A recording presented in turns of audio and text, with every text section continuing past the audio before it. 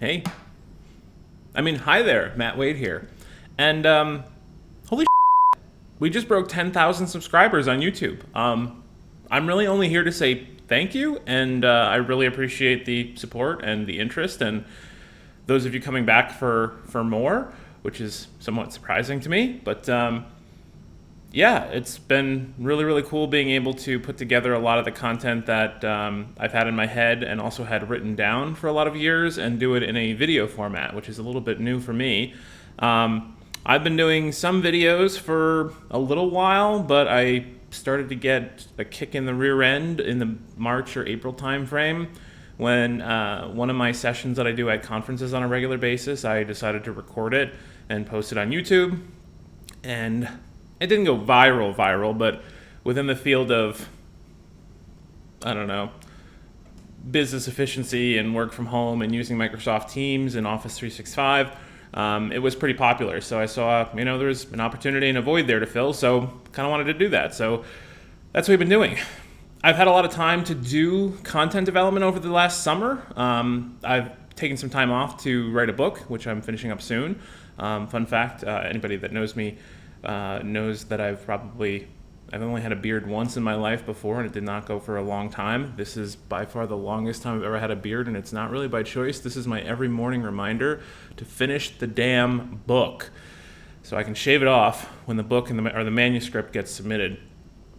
But I figured I would answer a couple questions. I get some logistical questions on this channel about how I do videos, which I don't generally like to answer because the topic of the channel is more about tech and using Microsoft and Office 365, and I like to push Microsoft Teams especially. But I figured I'd take a little time to kind of talk through what I use and how this all works from my end. It's probably no surprise to people at this point that I'm going to move over to my iPhone here. I am a Mac user. I am one that believes Microsoft products work best on a Macintosh experience, believe it or not. And I run a MacBook Pro 13-inch. It's a 2020. I regret getting the 8 gigabyte one memory, and I'm probably going to go after the 16 gig M1 pretty soon and use that.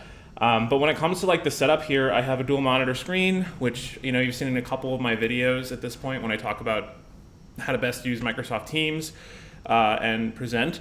But a lot of my videos I use a teleprompter, and it's actually a combo of my iPad Pro that I have right here and this Glide Gear teleprompter. So the Glide Gear isn't like anything notable. It's just a place to place the iPad, and then I use Prompt Pro, I think. It was like a $20 app on the iPad, and it just reflects. So the iPad sits on this little seat right here, and it reflects on the glass, and then behind that is where the camera goes.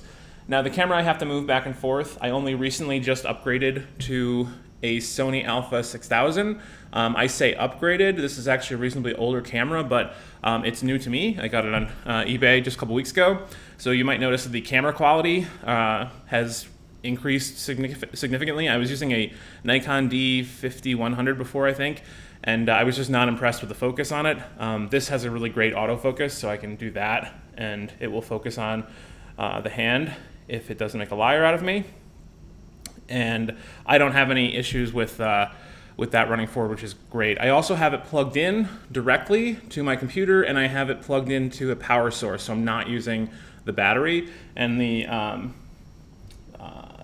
the connection to the computer is going through one of those cam links, so it's like a $120 connector, and then that goes through. I have because the MacBook Pro only has 2 USB-C ports, I have a dongle here that's one of those 3M Velcro things to the wall. And let's see, like everybody else, I have a nice Blue Yeti right here, which is what I use for my mic. I just sit it in front of me. At one point I had one of those booms that kind of hovers over here, but my desk is already kind of crowded as it is, so I didn't really like that setup, so I just leave it on the table, even though technically you're not supposed to, because just doing something like that will cause sound to go into it. I no longer use the pop cushion or the pop shield. because I don't really talk close enough to it that it really matters.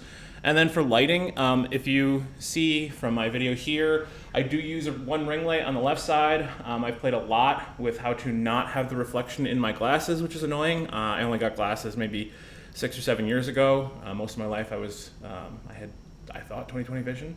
And then I have one of those little Instagram influencer lights over here, and this one's a little bit, usually this one is on a browner or a more human tone color from either side. But the nice thing is, if you look at my office here, this is one of those old factory buildings, this apartment where I live.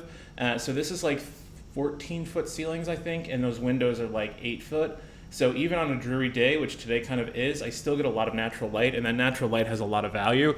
So I try to, do that as much as I can. I have this second light over here if I need it, but I haven't really needed it much. And I don't do a lot of videos at night, only because it's hard to get, I don't know, it just seems really harsh. I don't know, maybe that's just me. But my background here, I've really curated kind of specifically. At one point, my girlfriend got me this Millennium Falcon Lego, which was a great Christmas present to put together over a number of hours, and then I ordered a stand for it. If I move my name there, you can see it's got the figures, and it's got a nice little plastic thing. It's a little bit blurry because of the quality of this great camera, but it was just an Etsy purchase. Somebody 3D prints themselves. This thing was another Etsy purchase, which somebody was able to print. And then I have a bunch of collection of books on there, some challenge coins from when I used to work for a defense contractor and worked with a lot of reps from the U.S. Navy, and a couple awards that I got. And then I like to collect one of those 3x5-inch flags from every country that I go to, and that includes U.S. territories. So there's a Puerto Rican flag there, and U.S. Virgin Islands, where I lived for a couple years.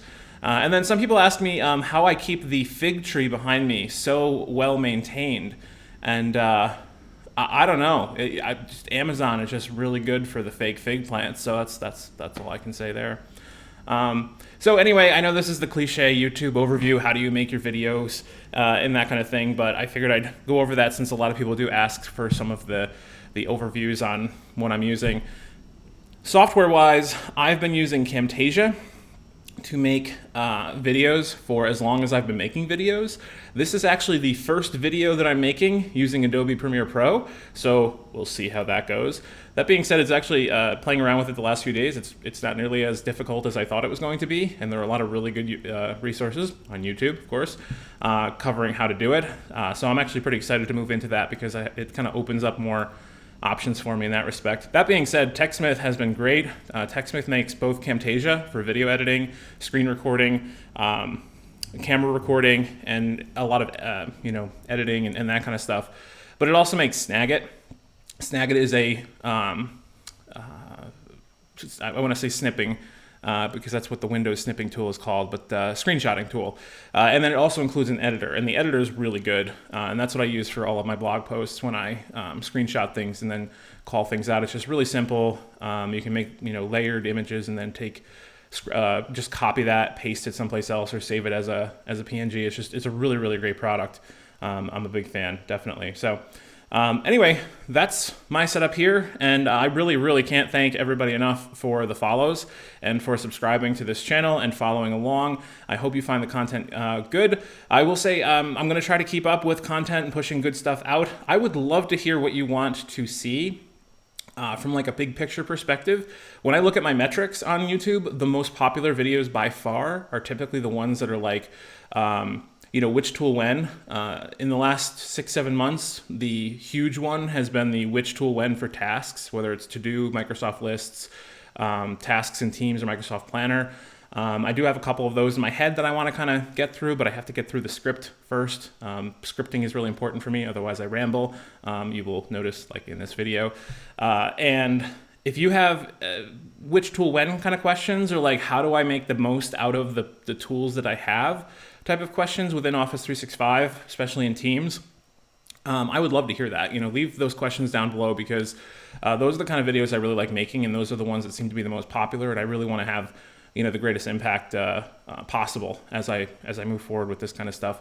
That being said, I start a full-time job on Monday, so I won't have as much time as I had while I was working, or let's say not working, and working on a book over the last number of months. So I'm hopeful to go after the high-value content and topics when I do put the time into making videos, because video editing is not quick, unfortunately. One of these videos that could be 5 to 20 minutes long can take anywhere from 4 to 12 hours to record, to edit, to update, to do all that kind of work on it. And that could just be me not being all that skilled and also being a bit of a perfectionist. It also had a lot to do with the fact that my camera was using SD cards and I'd have to bring them over. Now it's like actually connected to the computer, so my workflow is a little more efficient now, which I hope will have an impact. But anyway, I will end there and once again say thank you so much for subscribing. If you haven't paid attention or you don't jump over to my website much,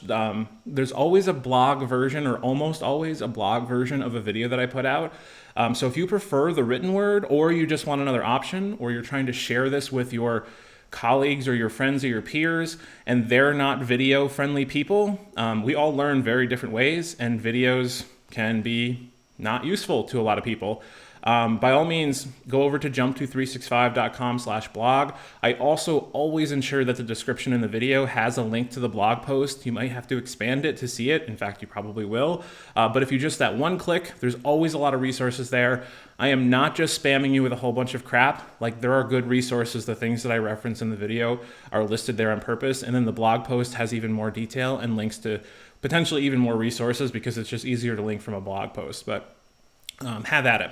So thank you all very much again. I hope you found this a little bit interesting and to answer some of the questions that I've gotten in the past. And stick around. I'm really hopeful to see some really good content coming out soon. And of course, I hope you enjoyed the first episode of the MS Refresh show with me and Sean Bugler. We should have another one coming out in just a couple days. And yeah, I'm excited about that one. That one's kind of fun. Episode 1 was fun, and we saw some really good numbers with it. So the engagement was great, and we're playing around with how to make it even better already. And Adobe Premiere is going to help out with a little bit of that. So anyway, thanks again, and 10,000.